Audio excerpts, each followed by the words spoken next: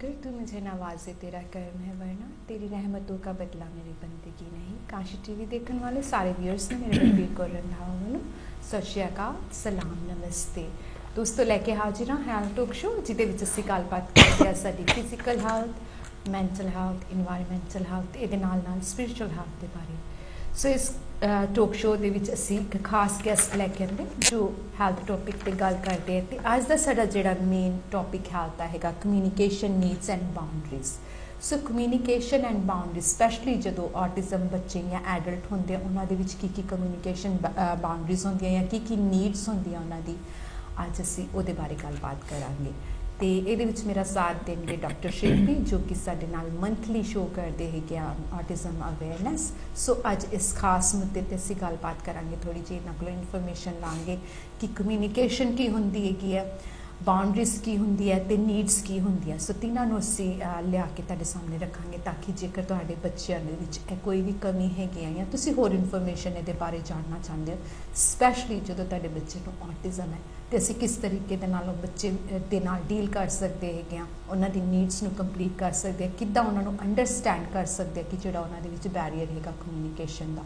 सो boundaries कदों establish करते हैं टीचर्स हो गए या घर दे विच असीं कई बाउंड्रीज सैट करते हैं अपने बच्चों लिए तो स्कूल दी बाउंड्रीज भी होंदियां हैगियां जिस भी एरिया च बच्चा हुंदा हैगा चाहे वह डे केयर दे विच हैगा अगर उन्होंने ऑटिज्म हैगा तो किस तरीके दे नाल वो डे केयर वाले भी बाउंड्रीज सैट कर सकते हैं कि एंड बाउंड्रीज ते जिहड़ी हैगी है पनिशमेंट दे विच की डिफरेंट हुंदा है। सो दीज थिंग्स अज असीं तुहाडे लई लैके आए हैं कि ऑटिज्म दे विच होर गां थोड़ा जिहा एक स्टैप फॉरवर्ड ताकि असीं अपने बच्चों अपने एडल्ट्स जिन्हां नूं हैगा ऑटिज्म उन्हां नूं चंगी तरह जान सकीए। सो ये मैं सब तो पहला स्वागत करती हाँ साडे डॉक्टर शिल्पी का जो अज इन्ना टाइम कढ़ के साडे लिए काशी टीवी पर आए हैं इन्नी वधिया इन्फॉर्मेशन साडे नाल शेयर करने वास्ते।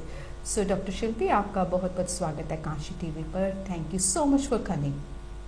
Thank you for having me here. Thank you. So doctor Shilpi आप तो जानते हैं कि आप इतने अरसे से यहाँ पर आ रहे हैं। Last year you came as well, this year we done few जो से सेशन है ऑन ऑटिज्म हमने किए हैं, डिफरेंट टॉपिक्स पर बात की है। बट जो उनसे हमारे नए व्यूअर्स हैं जो आपको नहीं जानते हैं बेसिकली उनके बारे में आप क्या कहेंगे, उनसे आप कैसे इंट्रोड्यूस करेंगे, आप क्या क्या करते हैं? I know you do lots of things but as a अब आप क्या कर रहे हैं उसके बारे में थोड़ी सी इन्फॉर्मेशन, थोड़ा सा अपना इंट्रोडक्शन हमारे व्यूअर्स के साथ आप शेयर करें। Of course, I actually don't do a lot of things, Balbir. मेरी नॉलेज बहुत लिमिटेड है। मुझे तो लगता है कि you are doing so many things क्योंकि आप मेरी पर्सनल लाइफ को भी जानती हैं, मे बी इसलिए। प्रोफेशनली बहुत लिमिटेड नॉलेज है मेरी। I only know neurodiversity. Neurodiversity में ऑटिज्म, ADHD या जो भी ओवरलैपिंग कंडीशंस होती है, that's my area of expertise and special interest.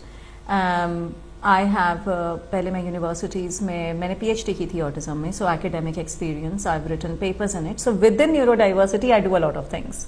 I have approached it from every angle, academic, writing papers, teaching it, taking seminars on it, educational workshops, speaking in schools, clinic. At the moment I'm run clinics for assessment and diagnosis of autism and ADHD. I do clinics in Oxford 2 days a week. I also do clinics for London.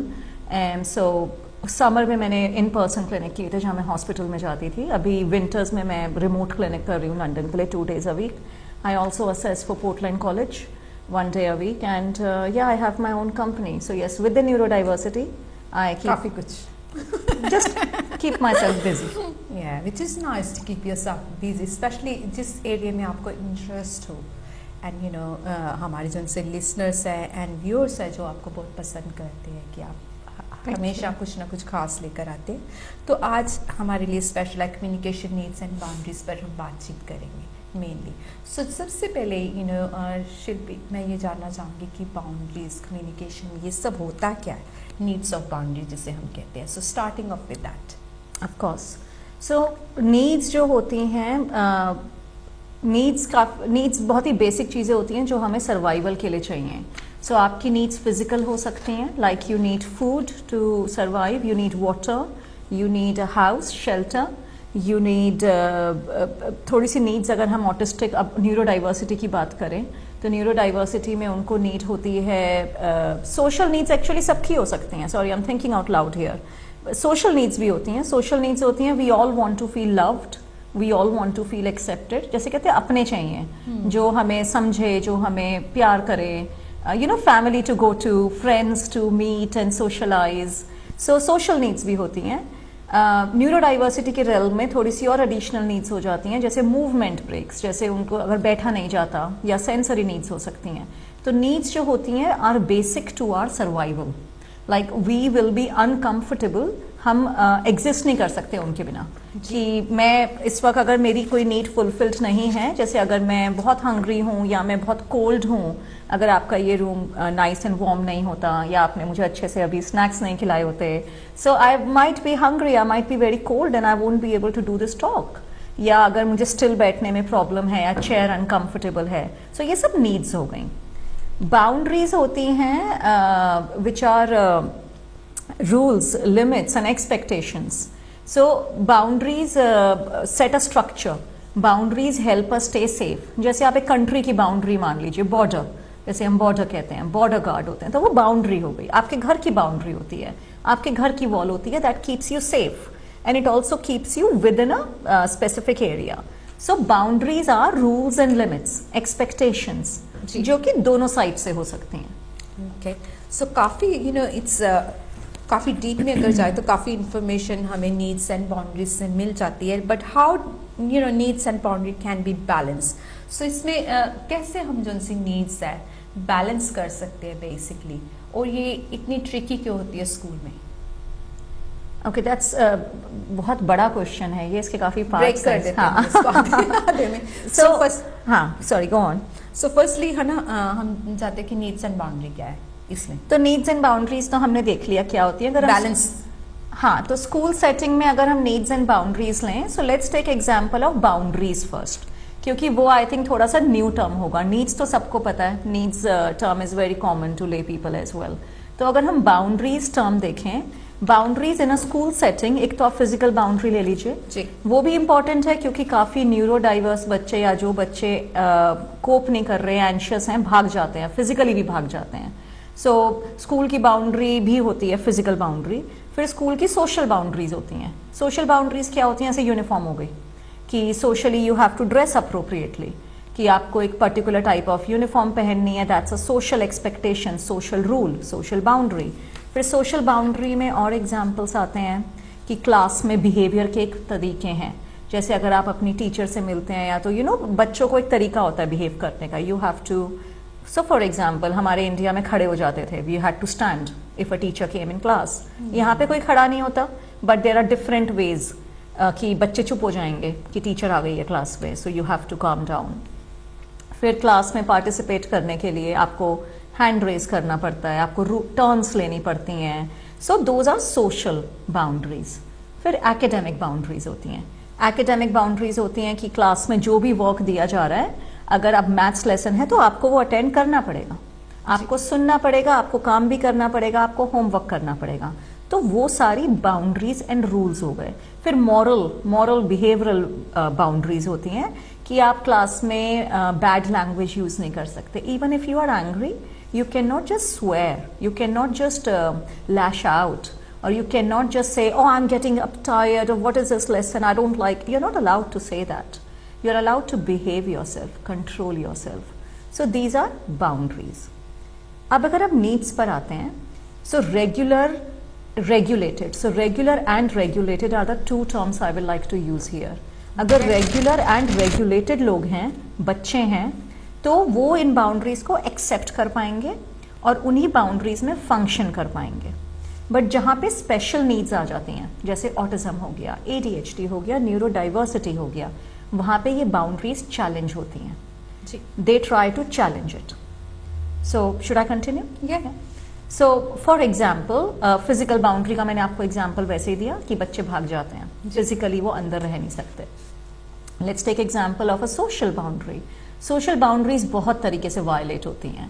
जैसे अगर बच्चा नहीं कोप कर पा रहा है, overwhelm, let's just call it overwhelm for now, कि वो ओवरवेल्म हो रहे हैं, मतलब बहुत ज़्यादा उन्हें स्टिमुलेशन हो गई है, वो cope, they can't just take it, they shut down, so they might close their ears, they might put their head down, table के नीचे छुप जाते हैं, या चिल्लाने लग जाते हैं। ये भी बहुत कॉमन है कि वो सामान उठा के फेंकते हैं, चीजें उठा के, they will pick up things and throw around tables तक। सेकेंड ईयर का बच्चा, what 6-7 year old, I am told कि वो बच्चे टेबल ऐसे टर्न ओवर कर देते हैं, हिट करते हैं, पुश करते हैं। तो ये सारी सोशल बाउंड्रीज की वायलेशन है।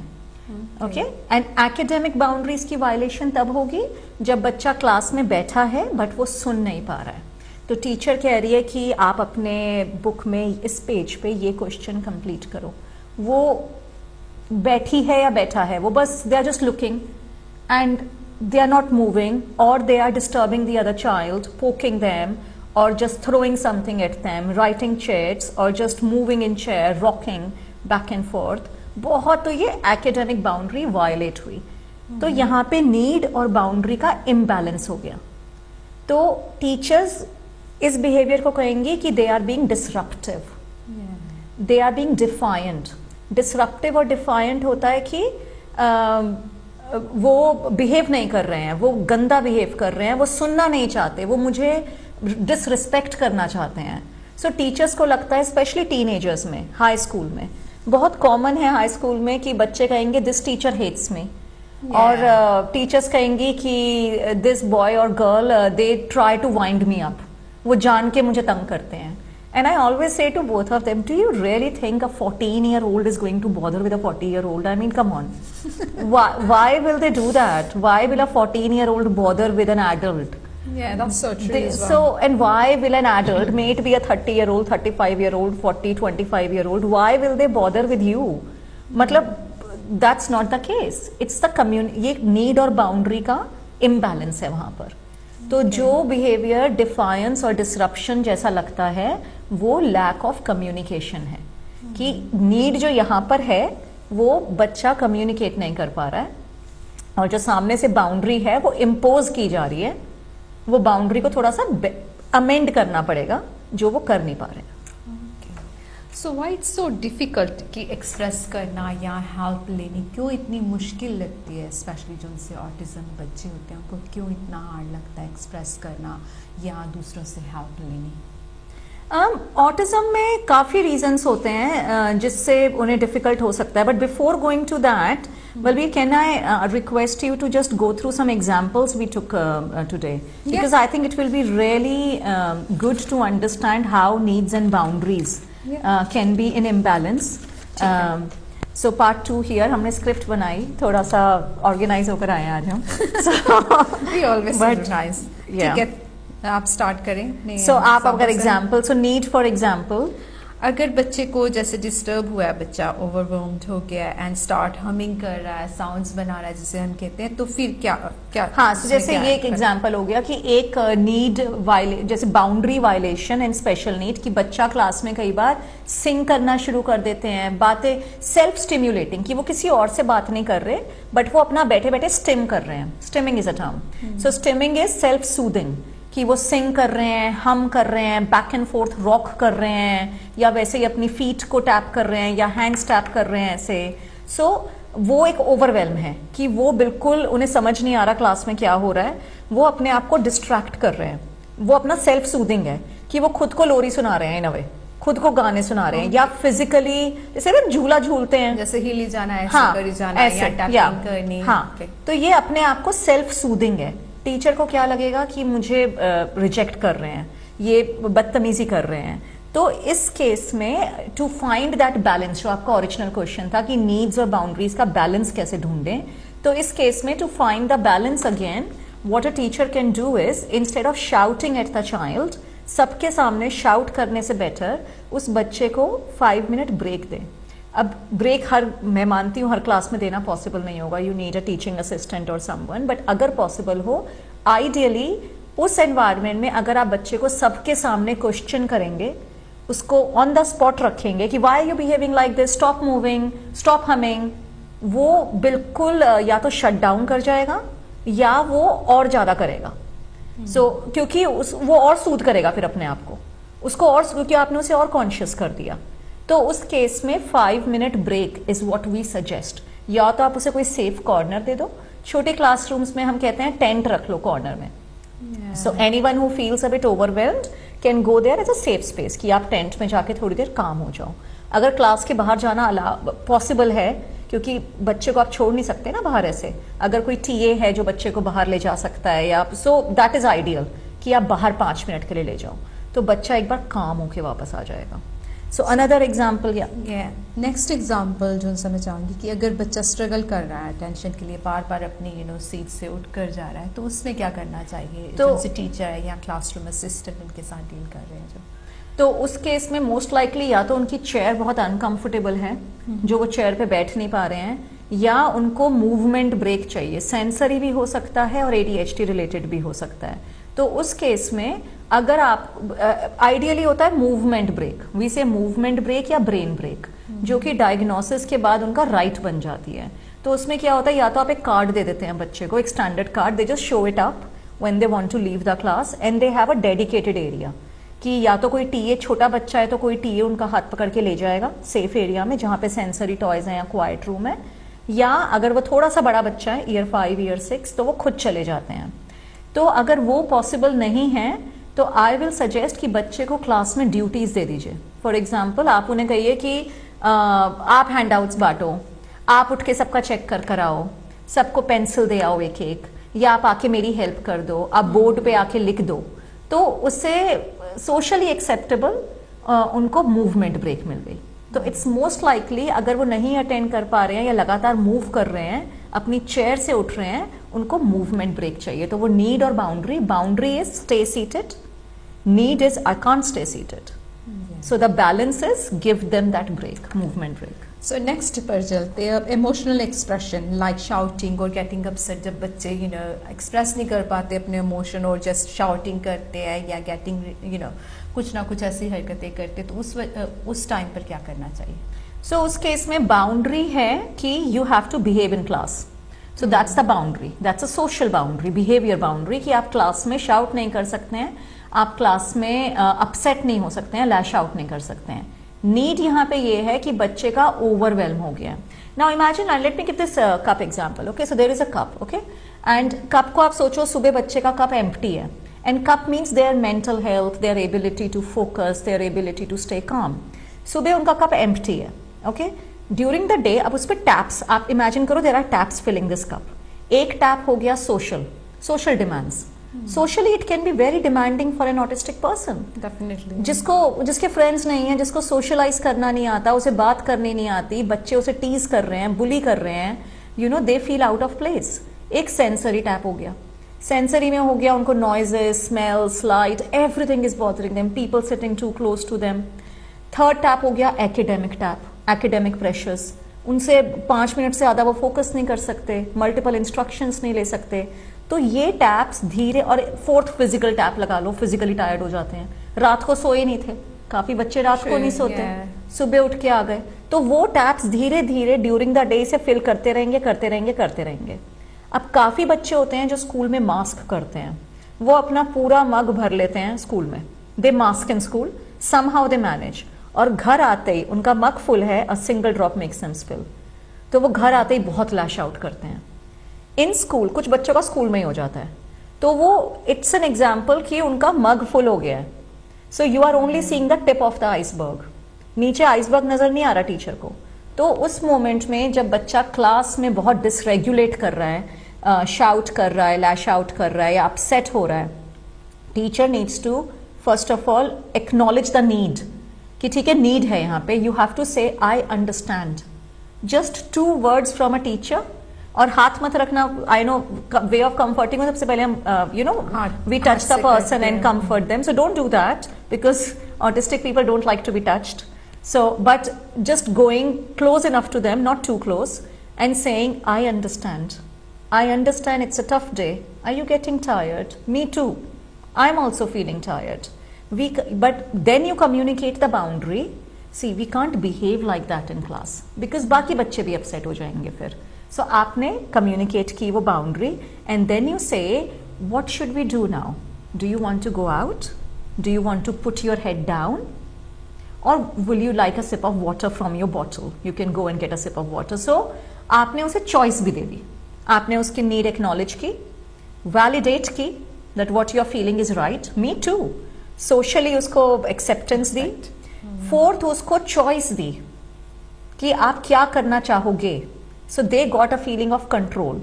तो आप खुद को इमेजिन करो इस सिचुएशन में, अगर आप अपने फ्रेंड से, अपने पार्टनर से, किसी से भी आर्ग्यूमेंट करते हैं, अगर वो आप पे लैश आउट करें कि what is this, why you acting like this, you are being so unreasonable, this is not done, you are winding me up, so आप और डिफेंसिव हो जाओगे, आप और गुस्सा हो जाओगे। इंस्टेड अगर वो आपसे ये कहे, I understand, was it a tough day, me too, बल्कि पार्टनर का एग्जाम्पल नहीं लेते, कोई और एग्जाम्पल लेते। yeah, so that will change the whole narrative. Yeah, it's so true. It's like feel you relax as well. I think it's tone of voice as well sometimes when you're talking to the person, especially with autism. जब हम बात करते हैं, they can actually see lot of things around what's happening, क्योंकि हम तो सिर्फ बात कर रहे हैं, पर उनके लिए साइड में क्या हो रहा है और what's happening around, क्या क्या चीजें हैं, all those things matter to them, isn't it? Absolutely. So the main thing is, ये चीज़ मैंने अभी रेडियो एग्जाम्पल पे भी बोली थी कि ये चीज़ मैंने अपने बच्चों से सीखी। मुझे नहीं, मैं भी जब बच्ची होंगी मैं भी मैंने फील किया होगा, मुझे याद नहीं, बट आई थिंक हमारे टाइम पे तो सोशल शेमिंग बहुत कॉमन थी। लाइक पेरेंट्स सोशल शेमिंग हर वक्त ही करते थे, वो तो आज भी करते हैं, वो तो they don't spare me. Different था ना। वो नहीं, आज भी डिफरेंट नहीं है, मैं आज भी दिल्ली जाती हूँ। आज के पेरेंट्स जो उनसे डिफरेंट हाँ, आज के हम डिफरेंट हैं। मैं नहीं, आई वोंट से मैं डिफरेंट थी, मैं साइकोलॉजिस्ट होने के बाद भी आई थिंक थियरी में पढ़ना एक अलग बात होती है, अपनी पर्सनल लाइफ में अप्लाई करना दूसरी बात होती है। Because as a parent your emotions are high and you are tired, you just want them to behave. तो मेरे बच्चों ने मुझे बहुत सिखाया है। सो मैंने रियलाइज किया था कि सोशल इवेंट्स में, पार्टीज में and such, I used to just say to them, ज्यादा कुछ नहीं, सिंपल सी चीजें कि प्लीज, जैसे अगर आप पार्टी में गए हैं, बुफे खुला हुआ है, you need to eat now, sit down and eat your food. या वो भी मैंने अगर 10 लोगों के सामने बोल दिया तो they used to turn red, उनका फेस ऐसे रेड हो जाता था और वो मुझे ऐसे देखते थे कि अभी मर्डर हो जाएगा मेरा। तो मुझे लगता था मैंने क्या, आईज, हाँ इट्स द आईज। तो मुझे लगा मैंने क्या किया, what did I do, and I am talking of a 5-year-old doing this to me, you know. So I used to think कि मैंने क्या किया, what did I do. So मुझे इतना तो समझ में आ जाता था कि कुछ गलत हो गया अब। तो मैं फिर उनसे जब पूछती थी, उस मोमेंट में नहीं, बाद में जब मैं पूछती थी कि did I do something wrong, then they said कि mom you socially embarrassed us, everybody was looking at me and I said nobody was looking at you, don't worry। so ऐसे ही बच्चे के साथ होता है क्लास में। टीचर जो भी उन्हें बोलेगी, उन्हें लगता है पूरी क्लास उन्हें देख रही है, और इनफैक्ट बच्चे देखते भी होंगे। I think in a class situation कोई भी इश्यू बच्चे एक दूसरे को नोटिस करते हैं, डेफिनेटली। सो वो social acceptance and validation is very very important. Do not put them on the spot, do not socially challenge them. उनको थोड़ा सा, अगर बच्चा मिसबिहेव कर रहा है तो सबके सामने चिल्लाइए मत सबसे पहले, तो चाहे वो घर पर हो चाहे वो बाहर हो, उनके सिबलिंग के सामने भी मत करिए। I have noticed my 2 kids, they don't like to be scolded in front of each other, they don't want me to, and then I take them। अब मैंने रूल बना लिया है, मैं अलग से लेके जाती हूँ उन्हें कि डांट लगानी है, चलो साइड में चलो, you know। उनको पता लग जाता है mummy is taking on the side, अब कुछ ना कुछ गड़बड़ है। बट उन्हें पता है डांट तो पड़नी है, तो या तो पब्लिकली खा लो या साइड में खा लो। तो दैट्स अग्रीमेंट वी हैव कि चलो क्वाइट में खा लेते हैं, इट्स ओके, चलो अब ऊपर चलते हैं और साइड रूम। हाँ, सो teachers can also do that, why not. Teachers can pre agree that if, but teachers फिर वहीं पे असेसमेंट डायग्नोसिस की बात आ जाती है कि अगर उन्हें पता ही नहीं है कि इस बच्चे को ये नीड है, तो टीचर्स को पहले पता होना चाहिए कि यहाँ पे एक स्पेशल नीड है। फिर उस नीड के लिए आप प्लान बनाते हैं कि इस बच्चे को मैं सोशली किसी को भी नहीं करना चाहिए, बट कुछ बच्चे ज्यादा सेंसिटिव होते हैं, कुछ बच्चे ओके होते हैं, they can manage, but so that's the social acceptance and validation. और द मेन थिंग इज कि अगर हम खाली नीड्स पे फोकस करते हैं तो फिर हम फेयर नहीं रहते। जैसे एक टीचर खाली एक बच्चे की नीड पे इतना क्यों फोकस करेगी, बाकी 29 बच्चे वो कहेंगे हमारा क्या, हमारी भी तो नीड्स हैं। तो दैट्स वाई खाली हम नीड्स पे फोकस नहीं कर सकते, boundaries are equally important, rules, it's about finding that balance, and that's where assessment and diagnosis sometimes become important. कि असेसमेंट हो गई है, क्लिनिकल डायग्नोसिस है, and there is a real need कि ये बच्चा सही में नहीं मैनेज कर सकता। ऐसा नहीं है कि they are just acting spoiled और pampered, they can actually not manage. Because जब बच्चे छोटे होते तब इतनी जल्दी पता नहीं लगता, अनटिल डायग्नोस जब हो जाए तो डेफिनेटली पता होता है भी हाँ अब कुछ करने की ज़रूरत है, जैसे कि बाउंड्री सेट करनी है ताकि दूसरे बच्चों को भी इस पर अफेक्ट ना हो. So meet the need while maintaining the boundary. Sorry, I interrupted you No, there. that's all right. So the main takeaway here is meet the need while maintaining the boundary. Hindi में explain कर दो.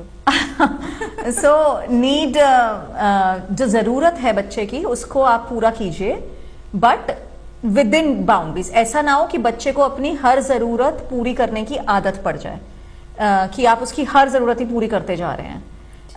थोड़ा सा उनको boundaries में रखना पड़ता है. ज़रूरी है कि उनको नो सुनने की आदत होनी चाहिए, उन्हें थोड़ा सा अपना बिहेवियर मैनेज करने की आदत होनी चाहिए. आप हर वक्त उसे हर चीज के लिए नहीं कह सकते कि आप जैसा कहेंगे हम वैसा कर लेंगे. थोड़ा सा वो करेंगे, थोड़ा आप करेंगे. गिव एंड टेक जैसे कह सकते हैं. Shall we go to the next question now, जो सा हमारा था, why it's difficult to express and ask for help. Especially जब बच्चों को ऑटिज्म होता है तो कई बार वो हेल्प इतना ज़रूरी नहीं समझते कि हमें हेल्प की ज़रूरत है या हम किसी से हेल्प मांगे. तो डॉक्टर शिल्पी आप हमें बताएं कि ऐसा क्यों होता है. नाउ उसके लिए मैं थोड़ा सा आपके क्वेश्चन 4 पे भी टच कर दूंगी था. उसके लिए ज़रूरी है कि आस्किंग. अच्छा चलो सिंपल एक एग्जांपल लेते हैं. बलबीर आप मुझे बताइए, भूल जाइए autism neuro diversity, let's forget about it all. Asking for help, किसी से मदद मांगना, उसमें क्या लगता है? अगर आप कोई एलियन आया सोचो जिसको हमारे ह्यूमन कम्युनिकेशन का कुछ नहीं पता, आप उस एलियन को कैसे समझाओगे what does asking for help mean? क्या क्या स्टेप्स हैं उसमें? थोड़ा सोच के देखो. Okay, sorry, what was the question? Sorry, what was the question? That's fine. I think you were interrupted by the background. Yeah. क्या बोल रहे थे आप? Asking for help. अगर asking for help, for example, अगर जैसे कोई एलियन आपके सामने आया जी, और वो एलियन को नहीं पता हमारी ह्यूमन कम्युनिकेशन क्या है अर्थ पर, और वो कहता है कि मैं कैसे help, what does asking for help mean, मैं कैसे किसी से मदद मांगूं, उसमें क्या स्टेप होते हैं बलबीर अकॉर्डिंग टू यू? मुझे तो बॉडी लैंग्वेज ही है कि बॉडी लैंग्वेज से कुछ ना कुछ इशारे वगैरह होंगे. आप इशारे करके हेल्प मांगते हो? हाँ, आई डोंट नो, मुझे that will be interesting. I will like a demonstration after this session. Please, इशारों से हेल्प मत मांगना. इशारों से हेल्प नहीं मांगते. Okay, help. ओके, हेल्प मांगने के लिए वर्ड्स चाहिए होते हैं सबसे पहले. तो अगर वर्ड्स नहीं है हमारे पास, वर्ड्स नहीं है, अच्छा आप एलियन को कह दो कि इशारे यूज कर. तो उसके पास अगर लैंग्वेज नहीं है तो फिर वो क्या करेगा? ये बताओ मुझे. This is so okay.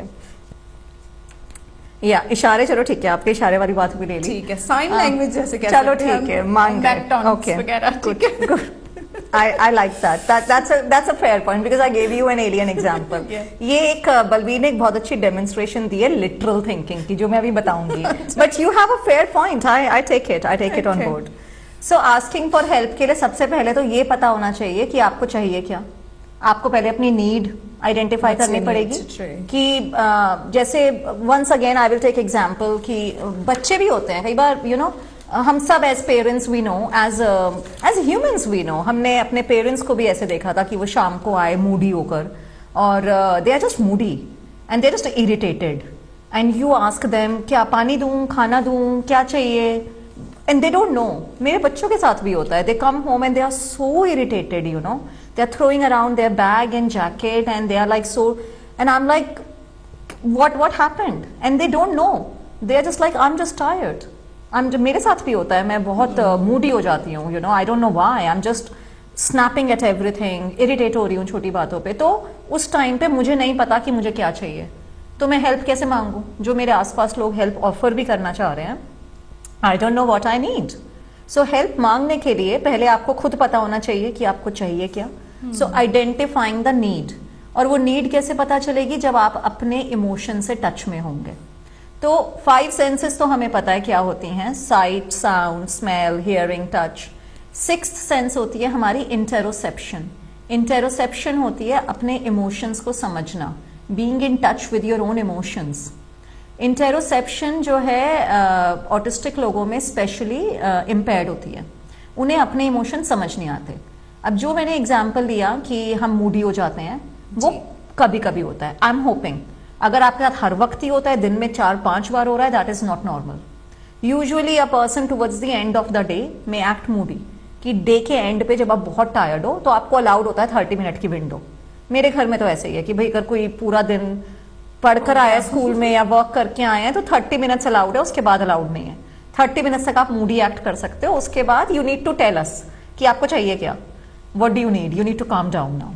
तो ऑटिस्टिक और न्यूरो डाइवर्जन लोगों के साथ अगर वो अपनी नीड समझ ही नहीं पाते, उनके लिए कांस्टेंट है कि वो पूरे दिन में उन्हें पता ही नहीं कि उन्हें चाहिए क्या। So asking for help, first of all understanding your emotion and need. They don't know what they need, they are just uncomfortable and they don't know. Second step is, चलो मुझे पता है मुझे क्या चाहिए। माना कि एक बच्चे को हमने ट्रेनिंग दे दी, उसे पता है उसे क्या चाहिए।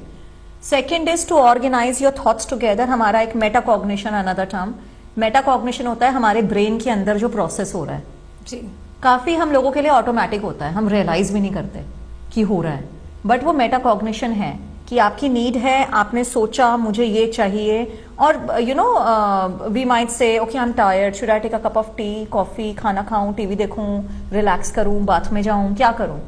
वो आप थॉट अपना ऑर्गेनाइज कर रहे हो, और फिर क्या मांगना है मुझे, किससे क्या मांगना है, who should I ask, what do I need. तो वो थॉट्स को ऑर्गेनाइज करके एक्सप्रेस करना वर्ड्स में, वो पूरा process for neuro divergent people can be a huge challenge, because executive functioning skills, ability to organize their thoughts and express it is not there. They can't. So in a class, imagine coming back to a class situation. Class में teacher instructions दे रही है, आप सोचो बच्चा यहाँ बैठा है, उसके आसपास 10 और बच्चे बैठे हैं। ओके, जनरली राउंड टेबल्स होती हैं, यहाँ पे राउंड टेबल्स पे 5 बच्चे बैठे हैं। अब वहां पे पेपर है, पेंसिल है, क्रेयॉन्स हैं, यू नो टेक्सचर है टेबल का, तो सेंसरी नीड्स उसकी ओवरवेलम हो रही हैं बहुत ज्यादा। उसको हर तरह के साउंड्स आ रहे हैं, कोई बच्चा उसके बहुत पास बैठा है, कोई बच्चा अपनी सीट शिफ्ट कर रहा है और उसके ब्रेन में स्क्रीचिंग साउंड्स हो रहे हैं। फिर उसको स्मेल्स आ रही हैं, किसी बच्चे ने परफ्यूम लगा लिया है या कोई इरेजर, परफ्यूम्ड इरेजर ले आया है, कुछ है जो उसको स्मेल्स बहुत इरिटेट कर रही हैं। फिर कुछ लाउड है बच्चे, या टीचर अब इंस्ट्रक्शंस पे इंस्ट्रक्शंस दिए जा रही है, टीचर ने 5 इंस्ट्रक्शन एक साथ दे दी कि अपनी मैथ्स बुक निकालो, पेज नंबर ये निकालो, उसमें क्वेश्चन नंबर 3 करो, फिर लास्ट वीक हमने जो फॉर्मूला लिया था वो करो, फिर एक दूसरे को हेल्प करो। तो वो इतना ओवरवेल्म हो गया, उसे समझ ही नहीं आया कि क्या इंस्ट्रक्शंस थी।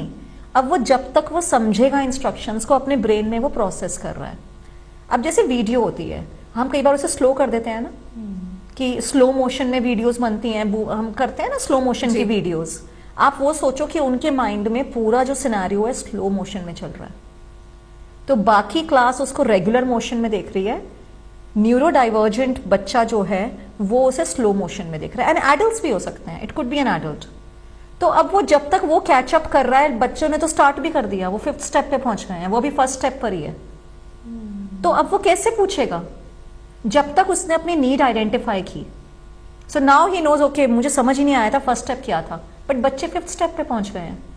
अब वो अपने, तो अब वो कैसे पूछे, उसे सोशल एम्बैरेसमेंट भी है, मैं पूछूंगा तो मैं स्टूपिड लगूंगा या मैं लगूंगी, बच्चे क्या कहेंगे, तो अब मैं क्या करूं, मैं कॉपी करने की कोशिश करता हूं। फिर पास्ट एक्सपीरियंस होता है, मे बी उन्होंने पास्ट में कभी पूछा हो उसको, फिर टीचर ने डांट दिया हो, तुम सुन नहीं रहे थे, तुम क्या कर रहे थे, तुम्हें क्यों नहीं पता क्या करना है, तुम्हारा ध्यान कहाँ रहता है, sort of things, you know. So ये चीजें हो जाती हैं। फिर कई बार जेन्युइन प्रॉब्लम है कि उनका जेन्युइन लैंग्वेज डिले है, कि उनको इतनी वोकैबुलरी नहीं है, उन्हें सोशली एंजाइटी है, उन्हें लोगों से बात करने में एंजाइटी है, उन्हें लोगों से बात करना नहीं पसंद, वो नहीं चाहते कि वो किसी से बात करें। तो ये काफ़ी चीज़ें होती हैं, सेंसरी ओवरलोड हो गया, डिफ़िकल्टी अपना इमोशन समझना हो गया, प्रोसेसिंग टाइम हो गया, एंजाइटी, पास्ट एक्सपीरियंस हो गए, ये सारे फैक्टर्स मिलकर it makes it very difficult for a neurodivergent person to ask for help. Definitely.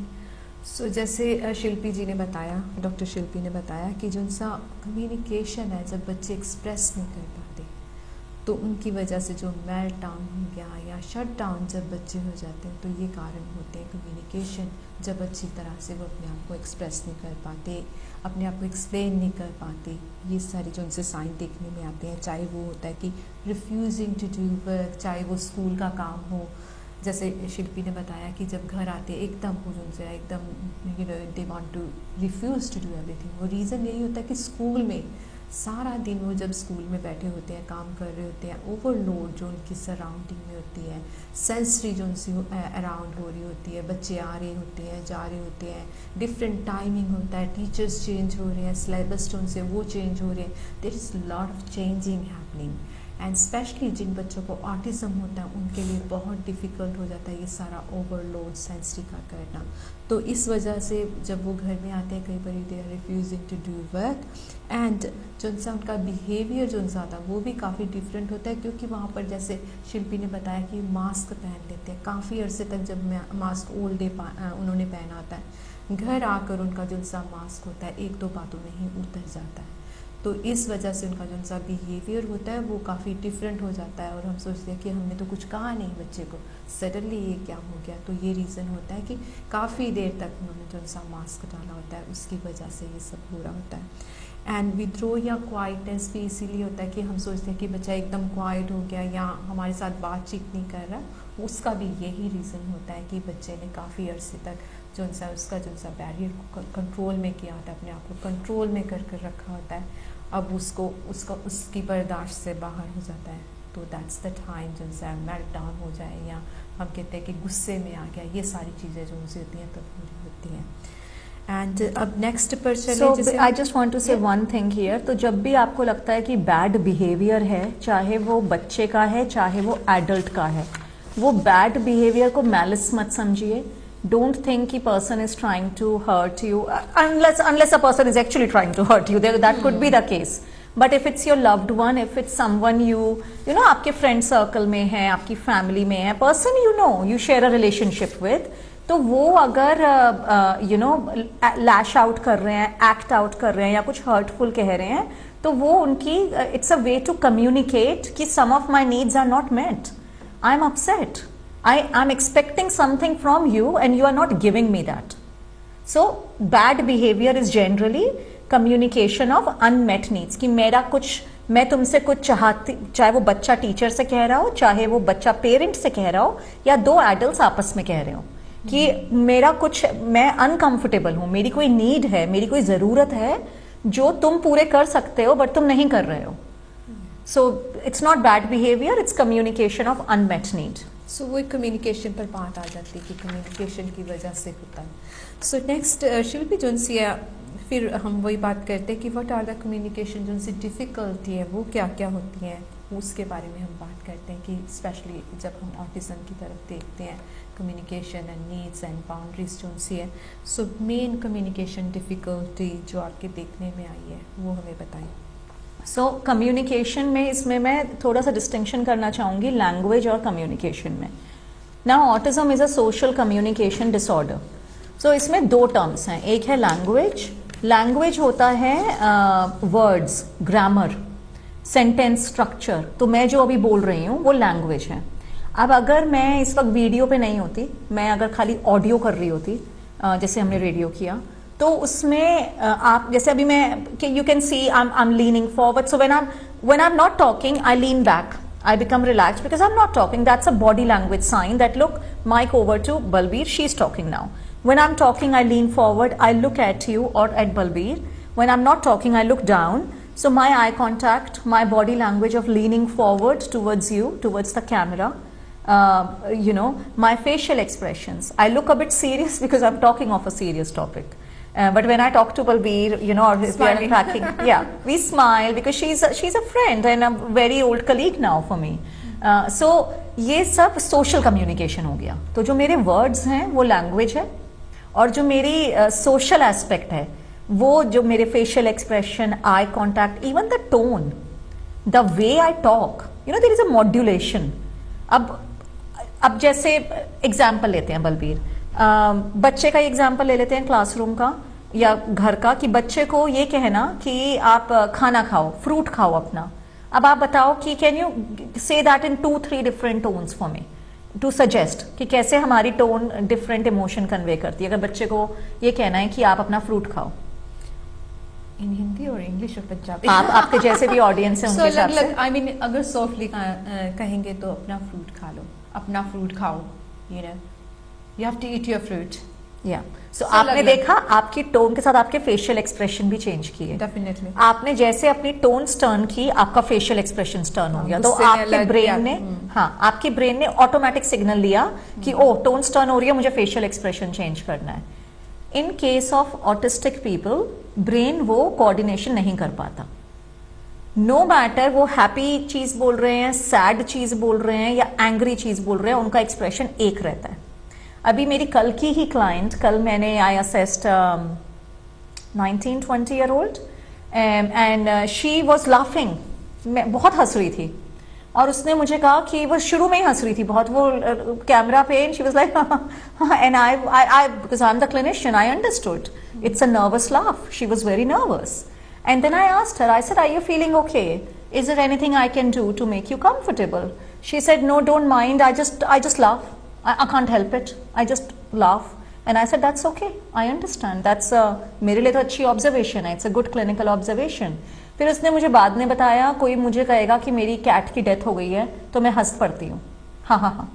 And I'm like, and you know, not the first time I've heard. And she said कि उससे मेरी relationships break down हो जाते हैं, मेरे friends मुझसे बात नहीं करते, I can't control it.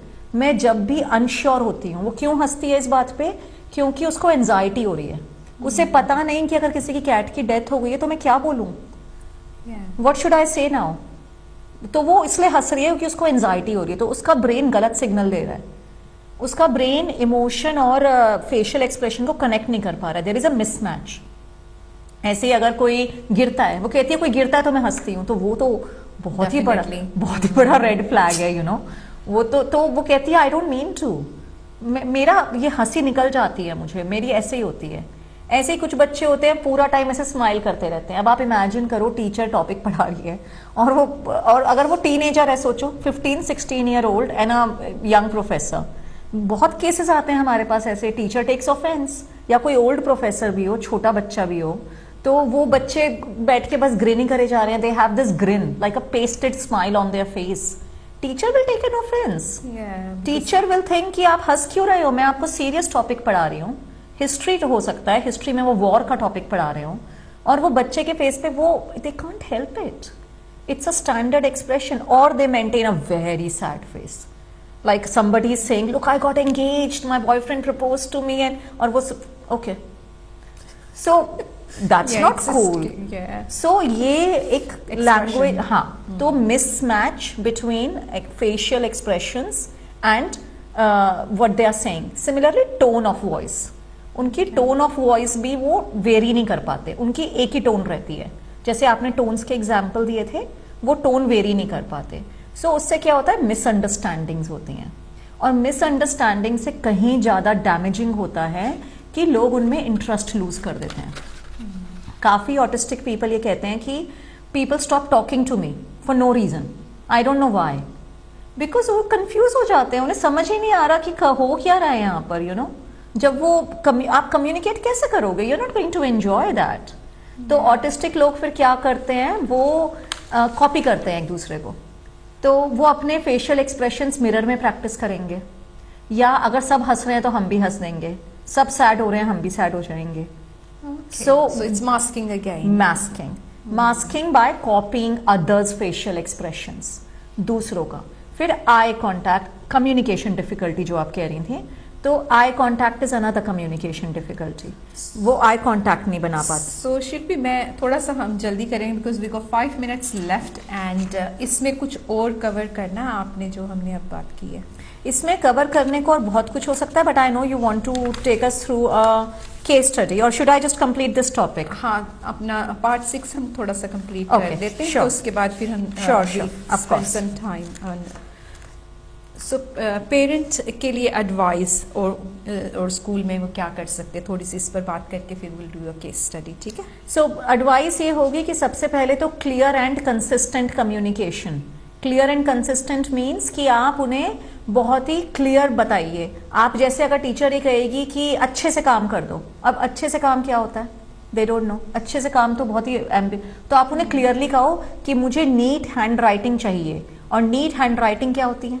NEET hand writing में उसे बोलो लाइन के ऊपर लेटर्स रहने चाहिए, स्पेसिंग, फिंगर स्पेसिंग होनी चाहिए वर्ड्स के बीच में। उन्हें वेरी स्पेसिफिक इंस्ट्रक्शंस दो, उन्हें टाइम दो सोचने का, रिस्पॉन्ड करने का। अगर आपने इंस्ट्रक्शन दे दी है और वो रिस्पॉन्ड नहीं कर रहे हैं, इसका मतलब ये नहीं है कि वो रिस्पॉन्ड करना नहीं चाहते, वो टाइम लेते हैं, उन्हें टाइम लगता है सोचने में, समझने में और रिस्पॉन्ड करने में। तो गिव 2 to 3 minutes ब्रेक। उनसे विजुअल टाइम टेबल दो उन्हें। अगर आपको उनसे एक्सपेक्टेशंस हैं प्री अग्रीड, तो बेसिकली उनके साथ अग्री करो कि दिन में ये, चाहे वो आफ्टर स्कूल हो, आप अग्री करके बैठो कि हम आफ्टर स्कूल इस टाइम पे ये करेंगे, इस टाइम पे ये करेंगे, और एक विजुअल टाइम टेबल बनाकर अपने फ्रिज पे या कहीं पे उनके लिए लगा दो। फिर उसके बाद होता है कि उन्हें चॉइसेस दो, कमांड्स मत दो। उन्हें ये मत कहो कि आपको फ्रूट खाना पड़ेगा, आप उन्हें ये बोलो कि आज 3 फ्रूट्स हैं हमारे फ्रिज में, आप इनमें से कौन सा फ्रूट खाएंगे, चूज। और अगर आपको लगता है कि वो हर रोज सेम ही फ्रूट चूज कर रहे हैं, तो आप वीकली मेन्यू उनके साथ बना के रख लो एडवांस में, व्हेन दे आर काम। तो ये थोड़े से एग्जाम्पल्स होते हैं और बहुत टाइप के। एक होता है AAC। AAC होता है alternative and augmentative communication tools. वो होते हैं कि जो लोग वर्बली नहीं बात कर पा रहे हैं, मैं कम्युनिकेशन डिफिकल्टी सारा कवर नहीं कर पाई, सॉरी, उसमें और बहुत इश्यूज थे, उनके लिए टूल्स और एप्स होते हैं। आईपैड पे, फोन पे एप्स होती हैं कि आप उन्हें अगर इमोशन समझ नहीं आ रहे हैं तो उन्हें so there lot of tools. अगर आप AAC alternative augmentative communication tools Google पे डालेंगे या चैट GPT से पूछेंगे, you will come up with a lot of option, speech to text, text to speech, pictures for emotions. So yeah there lot of tools they can do. So, easily guide आपको मिल सकती है। And one more thing I want to say, give them permission to ask for help, encourage them. जैसे हमने कहा उनके लिए help मांगना बहुत मुश्किल होता है, तो उनको एडवांस में बोल के रखिए, उनसे चेक इन कीजिए, आर यू ओके, आपको समझ आ रहा है, do you want to ask something. तो उन्हें एनकरेज कीजिए कि आप मुझसे अपने कम्युनिकेशन चैनल्स ओपन कीजिए। सो अब हमारे पास 1.5 मिनट है, एक case study I think we can share, है ना। एंड ये है कि सुखबीर जो कि 9 साल का बच्चा है, and he is every morning, सुबह उठता नहीं है टाइम पर नहीं उठता, शाउटिंग करता है, बेड के नीचे या टेबल के नीचे जाकर छुप जाता है। तो क्या करना चाहिए इस मामले में? क्या तो स्कूल रिफ्यूजल है कि बच्चा स्कूल जाने से मना कर देता है। उस केस में ऑब्वियसली उसको ये सारी इश्यूज हैं स्कूल में, उसे लगता है कि स्कूल मेरे लिए जगह ही नहीं है, मुझे कोई समझता नहीं है, मेरे कोई फ्रेंड्स नहीं है, मुझे क्लास में कुछ समझ नहीं आता, डाइनिंग हॉल में इतनी स्मेल्स और इतने साउंड्स होते हैं, मैं खाना नहीं खा सकता। तो सबसे ज़रूरी है मॉर्निंग ट्रांजिशन टाइम। जब वो स्कूल में जाता है उस टाइम पे अगर कोई एक टीचर उसे अलग से स्टाफ एरिया में, रिसेप्शन एरिया में पहले मिल सके, और ये चीज़ें डायग्नोसिस से पॉसिबल हो जाती हैं, कई बार टीचर्स नहीं करते हेल्प, कुछ स्कूल्स वैसे भी हेल्प कर देते हैं, और उसे फिर पहले काम एरिया में ले जाएं किसी, कुछ स्कूल्स में सेंसरी एरिया भी होते हैं विद टॉयज, उसे अलाउ कर दो उसका कोई कंफर्ट ऑब्जेक्ट ले जाना, कोई टेडी या something which they can hold, और फिर उससे पूछो जब वो स्कूल में आए थोड़ा सा, hello, are you okay, how are you feeling today, what can we do today for you. उससे पूछो, उसे चॉइस दो, तो थोड़ा सा सोशली उसे इंक्लूड करने से हेल्प होती है। We'll do next time our case study if we get the time. But anything else you want to give any message quickly, Shilpi, before we finish our show? Well, what I will say is कि question ये नहीं है कि बच्चे अपनी need express कर पा रहे हैं या नहीं कर पा रहे हैं या बड़े। क्वेश्चन इज कि आप विलिंग हैं सुनने के लिए? Are you willing to listen to them, to understand their needs? Because वो कम्युनिकेट कर रहे हैं, अपने गुस्से से कर रहे हैं, अपने मेल्ट डाउन से कर रहे हैं, रोने से कर रहे हैं, हाइडिंग अवे से कर रहे हैं, but are you even willing to listen to them? तो आप पहले अपना माइंडसेट बनाइए कि आप उनकी नीड समझना चाहते हैं। अगर समझना चाहते हैं तो उनको एनकरेज कीजिए, उनको चॉइस दीजिए और ओपन माइंड से सुनिए। Very powerful message I will say. दोस्तों ਇਹਦੇ ਨਾਲ ਹੀ ਸਾਡਾ ਅੱਜ ਦਾ ਟੌਪਿਕ ਇੱਥੇ ਸਮਾਪਤ ਹੁੰਦਾ ਹੈ। ਸੋ ਮਿਲਾਂਗੇ ਨੈਕਸਟ ਵੀਕ ਕਿਸੇ ਹੋਰ ਗੈਸਟ ਨਾਲ। ਤਦ ਤੱਕ ਮੈਨੂੰ ਤੇ ਸ਼ਿਲਪੀ ਨੂੰ ਦਿਓ ਇਜਾਜ਼ਤ।